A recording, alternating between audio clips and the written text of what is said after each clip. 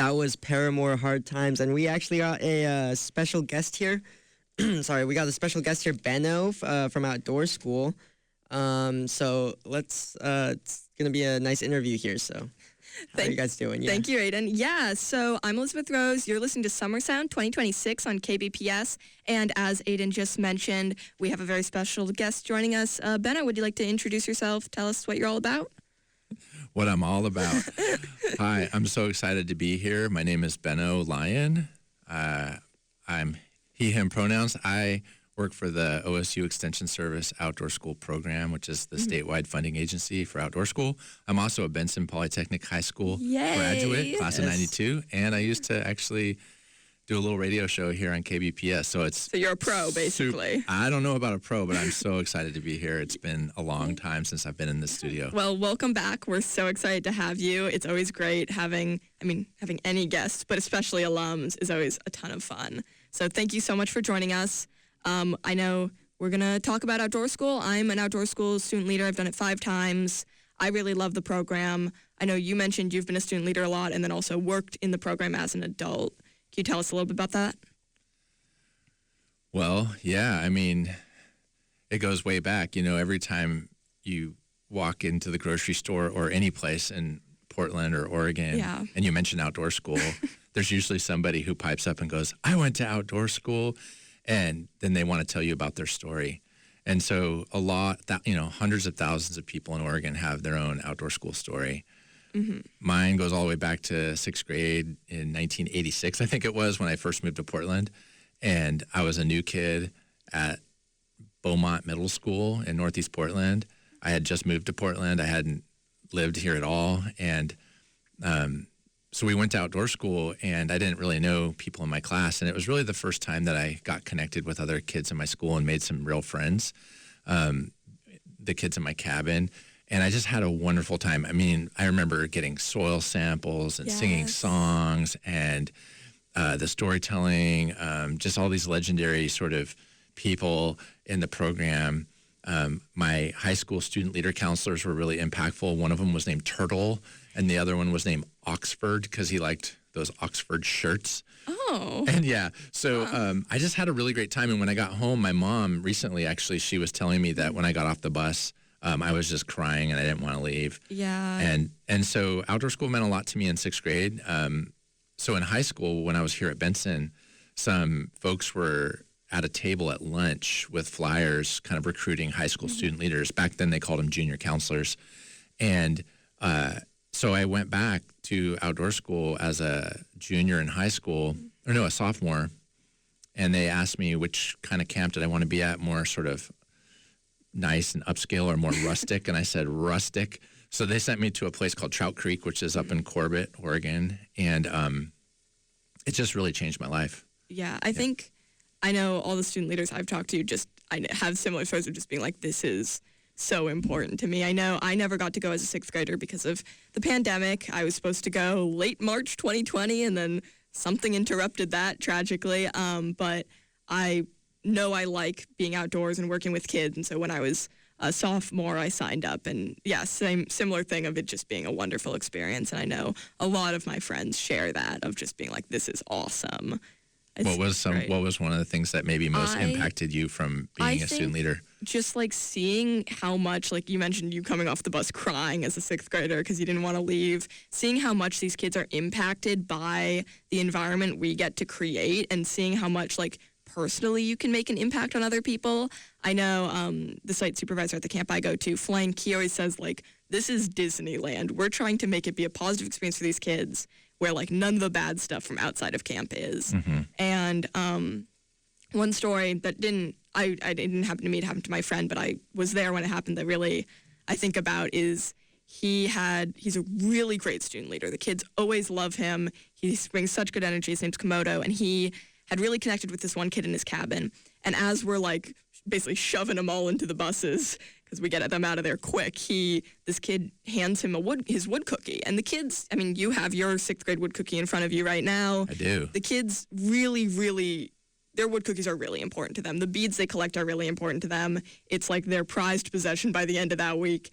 And so this kid just giving him his wood cookie was very impactful. And then after the kids had all left, Komodo actually took a good look at the wood cookie and noticed that all of the beads, which for anyone who doesn't know, beads are like basically prizes that the kids can win through different achievements. They earn them from the student leaders and the staff and from doing their field studies and all sorts of things. And these things are basically made of gold to the kids. They love beads. They go crazy for beads. It's like Boy Scout badges. Yes, exactly.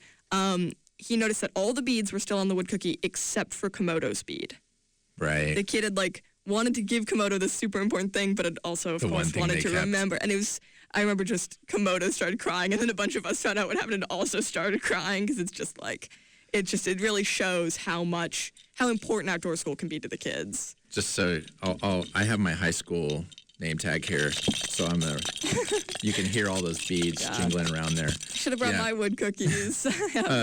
Yeah, it's great. Yeah, I still have signatures from all these, student leaders and staff members from 6th grade back in the 80s on my wood cookie here. I'm looking at it, and there's Mango and Bombadil and Flipper and Koala, all these great names. Outdoor school names are so fun, though. One of the questions we had prepared that I wonder is, you have 2 outdoor school names, right? You've been Bobcat and you've been Proton.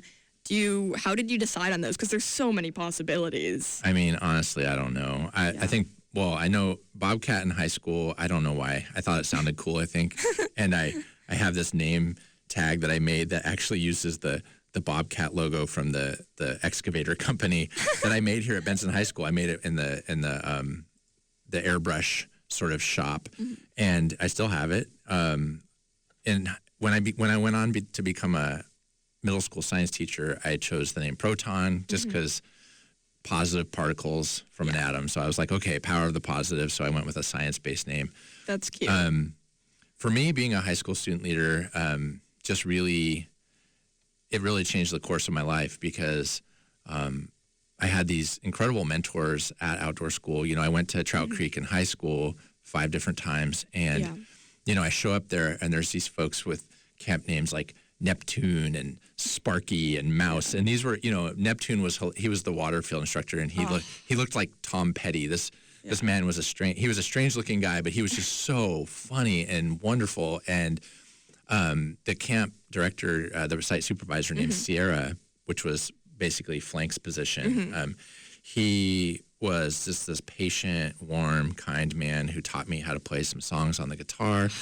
And so everybody there really treated me like an adult. When I was at high school, I felt a bit more like a kid. Yeah, I felt like teachers in general in schools were a little more sort of like, okay, children, and kind of expected us to behave like, squirrely teenagers. Yeah. And when I went to outdoor school, basically the whole premise was, you're here to basically be an adult, to be a role model for kids. And so we're expecting you to step up and be the best version of yourself, the most kind and patient and mature and friendly and engaging person that you can be, and to really meet your obligations of what we're doing here. And so by really trying to meet that challenge, I felt like I was part of the adult team there. And it just was the first time in my life I felt like I was really being entrusted with something very meaningful and pretty serious in a way. The well-being and the experience of these 6th graders was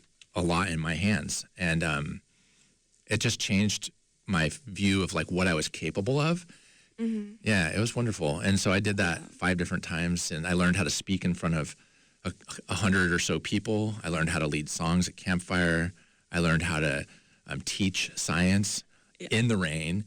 And just take care of the basic needs of kids. And so it just did all these things for me in terms of skills that, and it helped me fall in love with teaching and education. So yeah, I think I know I have friends who do outdoor school and who want to be teachers, and it's just, anyways, you mentioned campfire, and I can't move on from that because campfire is my absolute favorite part of outdoor school of the day. I think it's so much fun. Do you have a favorite camp song that you can think of? I know it's hard to narrow it down. Yeah. Well, there's like actual favorite songs, and then there's songs that have just been around so long that you just know they're part of the. So like an example of a song that has been around since, the beginning of time in outdoor school. Outdoor school has been going for over 60 years here in the Portland area. And so when I was in 6th grade, one of the songs that got sung a lot at campfire was Barges, that slow song. Yes. And then when I go back and visit sites, they're still singing that song. So that's kind of amazing to me to hear a song that's still going, 40 years later.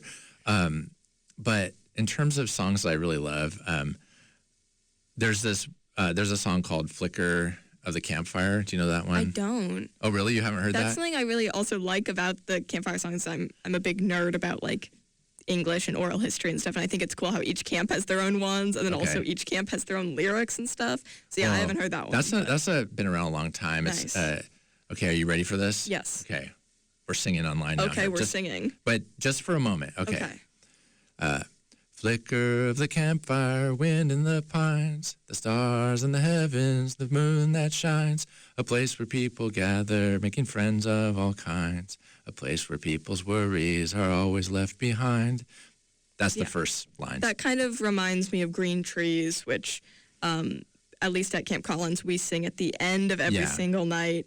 And you remember that one? Yeah. Isn't it so fun? Mm-hmm. That's something Aidan just noted that he remembered that song from when he was a 6th grader. And that's another thing that excites me about campfire is how everyone music is something that sticks in our brains better than anything else. It's like once you go to outdoor school and like there's all these activities and all these things, you become part of this community, and like that I think is really awesome. Yeah. It really connects people. Yeah. Yeah, and you bring up Green Trees, and I forgot about that one, but that also is a really special song because my mom used to sing that to me at bedtime when I was a really little kid, like way before outdoor school. And so when I would hear that song, felt like home. Yeah, it really just brings me back to my childhood. A fast song that I always thought was funny. There used to be this song that got sung called Pizza Man. I know that one. And it's just kind of silly and funny. It is a silly one. And then of course, like just the whimsical silliness of outdoor school songs, like Little Red Wagon or something. It doesn't, it doesn't make any sense. Yeah, but Bubblegum, 60s Party. Yeah, they're all so goofy. Yeah. Yeah, I think that's a lot of fun. Now that we've kind of established why outdoor school is important to us, I think we should move on to more of like outdoor school as a whole. I know they've been facing some budget troubles. I know the weekend, sorry about that. The weeks got shortened. When I started, we had 6-day weeks. Now we're down to 4. I know over time, the week length has fluctuated and stuff, but, Yeah, so first of all, outdoor school is a program that exists all over Oregon. What we've been talking about is really related to the outdoor school program in the Portland area. And there's 2 kind of major outdoor school programs in the Portland area. One is through the Northwest Outdoor Science School, which typically offers programs for kids in Washington County and other parts of sort of western side of Portland. And then the downtown Portland to the east, all the sort of Multnomah County. Go to the Multnomah County or MESD Outdoor School, which is what we're talking about. Yeah. So that program has traditionally been a 6-day, 5-night experience. And then due to some budget cuts that happened where the legislature implemented a 20% budget cut last year in 2025. And so that led to the program being cut down to 4 days and 3 nights. Yeah. There are other programs in the state where kids have always gone for 4 days and 3 nights, or even at the shortest are 3-day programs. Yeah. Multnomah County has always strived to do a longer program.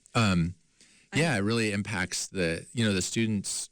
One thing we know about the experience at outdoor school is when students hit that like 3rd day, sometimes the 4th day, something shifts. Yeah. And have you noticed this? Absolutely. Yeah. What have you noticed shift around that midweek? Just the kids start to get more comfortable. They start to know the schedule. I think it takes, the first day's weird. That's a different schedule. And then the second, when they first get there. But then the full days are always the same thing every day, more or less. And the kids kind of get into the rhythm of things and get comfortable and kind of know what's happening. And that I've noticed that kind of can help them maybe let go of some of that anxiety and homesickness and get more into what's going on and excited because they at least are somewhat comfortable with what's happening. Right. And I think the shorter program, it has some pros, it has some cons, and I think one of those cons is the kids don't have as long to settle in and kind of feel the same thing every single day, Yeah, I think at the outset, notion of going to a shorter program might be a little easier sell for some kids or families who are nervous about outdoor school, where the idea of their kids being away from home for 3 or 4 days seems a little easier than 5 or 6 days. And what you said is also true, that by the 3rd or 4th day, kids who've been homesick, kids who are really nervous, start to get comfortable with the schedule. Yeah. They start to get comfortable with the routines, and they start to meet some, they build their relationships with the staff and with the high school student leaders, and even with their classmates and teachers starts to deepen or shift in different ways. And also they get the sense that, like, I'm halfway there, or I'm more than halfway there, so I'm going to make it. I'm going to be fine. And then just the whole mood or vibe of the camp starts to shift, where it just kind of settles into this really great. You mentioned earlier something about that Flank would tell you that outdoor school is supposed to be this overwhelmingly positive experience like Disneyland. And I think what he's getting at is that it's this opportunity to build sort of a cultural reality, if you will, where kindness is the way that we treat each other, and where everybody's included. And I remember hearing him speak on your podcast about how there's this emphasis on that everybody's special, but nobody's more special than anybody else, right? So that it really, this focus that everybody belongs. And I think that belonging piece is a really big part of the outdoor school experience. I know I was about to bring up the video or film that you worked on, the Where We Belong outdoor school story video. I watched that. It was great, by the way. But in that, a woman was interviewed. Her kid was heading off, and she said that she was a little worried that her kid maybe wouldn't have fun, but she knew that she just had to send them because, like, it's such an important experience. Yeah. And I think that's something that, like, a lot of kids are kind of worried about is, like, what if I don't have fun? And, I maybe don't say this out loud because it's not that I always tell them they're going to have fun, but the kind of thing I always think is, like, even if you don't have fun when you're there because you're, like, wet and cold, you're going to look back at it as such a positive experience. Like, sometimes in the moment, I know I've had, weeks of outdoor school as a student leader where I'm wet and I'm cold, or, I'm in pain or whatever's going on. And it's still, maybe in the moment I'm a little grumpy, but it's a lot of fun. And I always look back, I'm like, I'm not, like, sad I went, even though it rained the whole time. I don't think I've ever had a week where it didn't rain every single day. Part of what outdoor school is teaching is also resilience. Yes. That, I've had. Well, here's a little story of an example of when please. I was teaching at outdoor school of the kinds of things that can happen with the weather. When I was on staff at outdoor school after I came back from college, and I was working as a plant field instructor, and we were sitting out. Real quick, I just noticed the time. If I could reset, you're listening to KBPS Portland. Anyone who's just joining us, I'm talking to Benno Lyon about outdoor school, and it's a lot of fun. So thank you for listening to KBPS Portland Summer Sound 2026. Great, thank you. I remember you had to do that at the top of the hour. It was at the end of our window. So yeah, I was a field instructor for plants at outdoor school, and we had this plants. I'm sorry, I love plants so much. And my plants field study was out in the forest amongst these alder trees and some fir trees, and we had some tarps set up in the trees with some little benches underneath them. And I would do this introduction every day, where the class would come out and sit down on these benches under this tarp. And on this particular day, it was really windy and rainy. And so I'm doing my introduction, and I'm standing just outside the tarp, kind of in the rain, and the wind is blowing. And then all of a sudden, the rope that we had secured our tarp with came undone, or it snapped or something. And the whole tarp blew down on top of all 30 kids. It just covered them. They were all underneath the tarp, kind of like they were just like yelling and moving their arms around and making like little squeaking sounds.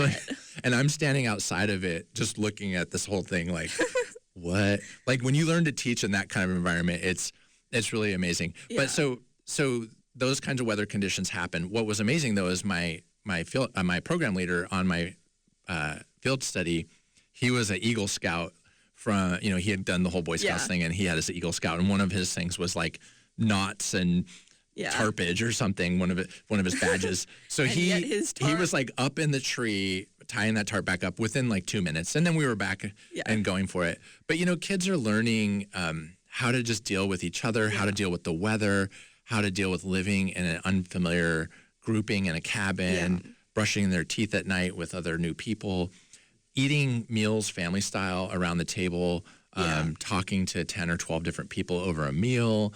And so they're just kind of developing all these different patterns. And part of that is the resilience of like, I can make it through several days in a new environment without my mom or dad or whoever my guardian is. And that's really important. Yeah, it's really great for kids to just try something new. And I think, like, I remember when I went, it felt, and I agree with you, because like it felt like, oh my God, I'm so cool, I'm so mature, and I don't know, I agree with you that like a lot of the things that like my parents would help me with or something, I had to figure out on my own, and that I think that's a really good, like, I mean, a really good basic skill to have to learn, and knowing that is just obviously, like, I mean, it's really important. Yeah. So. Was that the first time you had been kind of away from home for that long? I think, well, okay, so I went to, in elementary, actually, I went to Montessori school, so we had a lot of like outdoor experiences with that, outdoor camps almost every year, actually, and so our whole class would go, and so like I remember the first time I was like, no, I'm not going, I do not want to go, because I hadn't been away from my parents for that long, and so I was like, I was really, really reluctant to go, and eventually my friends convinced me, and I mean, yeah, I'm so glad I went, because it was a blast. It was a great time. That's awesome. What would you tell if there was a kid listening or a parent listening who has a kid going to outdoor school and they're nervous about it and they're thinking, should I do this or not? What would you tell them? Yeah, I mean, I would definitely like do it. I mean, and then you guys were talking about how the first day is obviously kind of, you're settling into a new environment, and then you go to sleep that night and you wake up and then it's a completely new thing. So like, how do you, what are your thoughts on that, Benno? Well, we've been talking about that a lot, of just like how positive an experience it is for kids to get out of their comfort zone like that. Right. I mean, but yeah, we were talking about the shortened outdoor school weeks because of the budget cuts. What can people do to help outdoor school? Well, you know, so much of why we're where we are right now in terms of having statewide funding for outdoor school is because of the efforts of high schoolers. Yeah. So 10 years ago, there was a ballot measure that was put on the ballot in Oregon in 2015. It was called Ballot Measure 99. Yes. And the tagline for it was Outdoor School for All. And it was really trying to get away from this cycle of, you know, funding cuts and then having to fundraise and then funding cuts and then fundraising, and really trying to create a secure basis for outdoor school so that every kid in Oregon could go. That passed overwhelmingly. I think 67% of the voters in Oregon voted yes. And a lot of the people who were gathering signatures for that ballot measure were high schoolers. High school student leaders were out there beating the streets, just like really getting people to, and I remember, so I volunteered for that campaign as a school teacher, and a lot of the energy and the people at the meetings and who were just there volunteering were literally like 16-year-olds who loved outdoor school with the same passion that you talk about it. The student leaders love outdoor school. I feel like, you know, obviously the staff love it so much and put so much time and effort into it. The students benefit from it so much and stuff. The student leaders are like crazy for outdoor school. I feel like it's a lot of fun. I know I have a lot of friends who just go crazy when anything that, you know, if you see a program where high schoolers love it that much, you know, must be doing something right. Yeah, exactly. And it is cool both seeing, you know, the students. There's so many students from all sorts of backgrounds. Like, I'm so glad we have like Outdoor School for All, because a lot of kids probably wouldn't be able to help pay for it or fundraise it. And I know, you know, one of the things we're told as Outdoor School student leaders is that some of the kids who are coming in, some of the kids who might be in your cabin or in your group, they might not have a roof over their head every night. They might not know what bed they're going to sleep in that night. They might not have 3 meals a day. But at Outdoor School, they do. And it's really important for those kids to have that experience, because a lot of kids do get to go off to summer camp or do get to do these things, and a lot of kids don't. And it's really great for people to have this experience of the kind of summer camp thing, of the, just outdoor school, who might not otherwise be able to get that for one reason or another. Yeah, that's true. Sometimes I had mixed feelings because I knew that some of the students that we had come through, they would come and have this really secure and safe experience for a week. And then, at the end they would head home. Back. And that was a hard feeling sometimes, knowing that I was sending a kid back to, maybe a potentially difficult situation. But I also agree with you that giving kids a vision of an experience what of it should be like, what it feels like to have those 3 hot meals, and to have a lot of adults there who are in their corner, kind of like listening to them and just being responsive to their needs. Absolutely. Just feeling that and being in that environment hopefully gives people a sense of this is the way it can be. Yeah. And I think for 6th graders, hopefully somebody is there 4 years later to invite them to come back and be high school student leaders, because that's where they can complete that circle and benefit from that experience again, rather than just being a one-time, Shangri-La where it was like, oh, it was so nice for these 4 or 5 days of my life and to never go again. So I really encourage anybody to be a high school student leader. Absolutely. You should try it out. Like, I genuinely, recommend it so much to anyone who's in high school. If you're a sophomore or junior or senior, going into those years, this fall, sign up for outdoor school. Go do it. It's a lot of fun. And if you don't like it, you don't have to go back. Right. And then, as far as your earlier question about what can we do, so both parents, high schoolers, or anybody in the community who, 6th graders who wants to make sure that outdoor school has full funding, the last year when the funding comes through the lottery, so what the ballot measure said was 4% of lottery proceeds would go to outdoor school.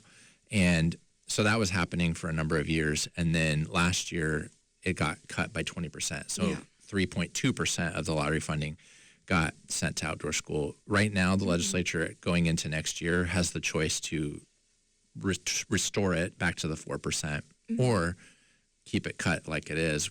Yeah. That cut is what's leading to a lot of school districts not having enough money to do a full week program. Yeah. And so if the legislature restores it to what the voters had originally approved, which was that 4% of lottery funding, then that'll take a lot of the pressure off and allow programs to kind of look at going back to offering up to a full week if they want to. That would be great. So you hear that? You got to go vote if you can. It'd be a lot of help. Yeah, vote, or just, if you live wherever you live, just kind of be aware of who your representatives and senators are in the Oregon House. And when the time comes, probably the best thing to do is to go to the website for Friends of Outdoor School. It's friendsofoutdoorschool.org. And they send out, every couple weeks or month, they send out emails and newsletters, and they do a really good job of letting people know, hey, there's a hearing coming up at the legislature. Here's who you can write letters to, or here's a meeting you can show up at and give testimony. Absolutely. Yeah. So friendsofoujdoorschool.org has all that information about that. You should definitely check it out. And then OSU Extension Service Outdoor School Program, we have a lot of information about the statewide outdoor school presence. Perfect. Yeah. It's just such an important program. And it's been going for so long. I can't wait to see it keep going. Me too. Yeah. Well, is there anything else that we've missed that we should talk about, you think? I mean, we could talk about outdoor school forever. I just want to say that outdoor school changed my life because it really led me into, I was a Benson High School student. Yeah. I majored in graphics communications. I was doing screen printing and photography, drafting, all kinds of stuff. But outdoor school is really what caught my heart. And then, so when I went on after college, I went on to become, I was an environmental studies major, and then I got my master's in science teaching. Yeah. And became a middle school science teacher. And then I started bringing my students back to outdoor school as a 6th grade science teacher. So for me, it was just all the way through my life. And what was really cool was coming back to outdoor school as a 6th grade science teacher and getting off the bus and seeing staff members who had been high schoolers when I was on staff. Oh, that's awesome. Right? So the plants field instructor had literally been a high schooler that I trained as in high school when I was on staff. And then there were high school student leaders who had been 6th graders when I back when I was on staff. So that's so sweet. yeah, oh seeing my goodness. this kind of circle of people coming back around. And you mentioned, Flank, Doug Lloyd, legendary. He really is. Yeah, and he's still there at Camp Collins, and I've known him for over 30 years.